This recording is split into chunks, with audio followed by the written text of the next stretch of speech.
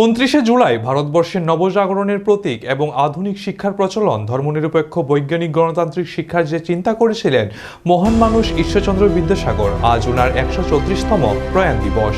এই প্রয়াণ দিবসকে সামনে রেখে সারা দেশব্যাপী যথাযোগ্য মর্যাদায় শহীদ IADSU ছাত্র সংগঠন, যুব সংগঠন ও AIMS যৌথভাবে এই দিনটিকে পালন করেছে।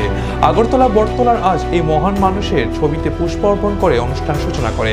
অনুষ্ঠানকে ঘিরে এক সাংস্কৃতিক প্রোগ্রামের আয়োজন করা হয়।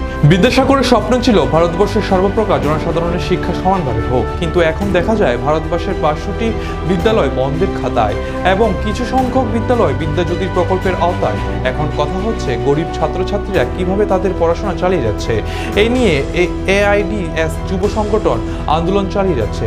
এইসব কিছু কথা রাজ্য সম্পাদক শ্যামপ্রসাদ আচার্য সাংবাদিকের সামনে তুলে ধরেন। আজ 29 জুলাই ভারতবর্ষের নবজাগরণের পথিকৃৎ প্রাণপুরুষ এবং আধুনিক শিক্ষার প্রচলন, ধর্মনিরপেক্ষ বৈজ্ঞানিক গণতান্ত্রিক শিক্ষার যে চিন্তা উনি করেছিলেন মহান মানুষ ঈশ্বরচন্দ্র বিদ্যাসাগরের 134তম প্রয়াণ দিবস। আমরা সারা দেশব্যাপী যথাযোগ্য মর্যাদার সহিত AIDSU ছাত্র সংগঠন, AIDIO যুব সংগঠন, AIMS যৌথভাবে সারা দেশব্যাপী এই দিনটি পালন করছি।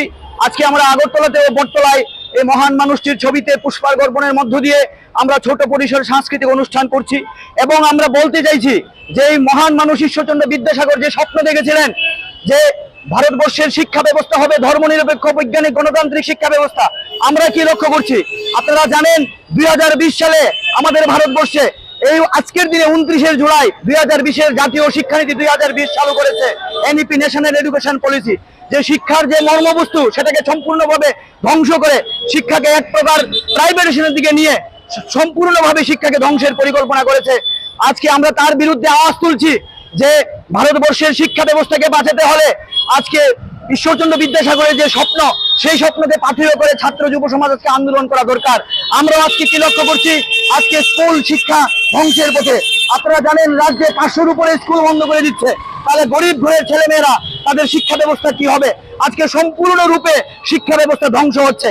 অথচ বিদ্যাসাগর মশাই চেয়েছিলেন যে ভারতবর্ষের শিক্ষা ব্যবস্থা সকলের জন্য সমানভাবে হোক, কিন্তু আজকে আমরা লক্ষ্য করছি যে সমস্ত রূপে শিক্ষার যে একের পর এক শিক্ষারূপে আক্রমণ নামিয়ে আনছে।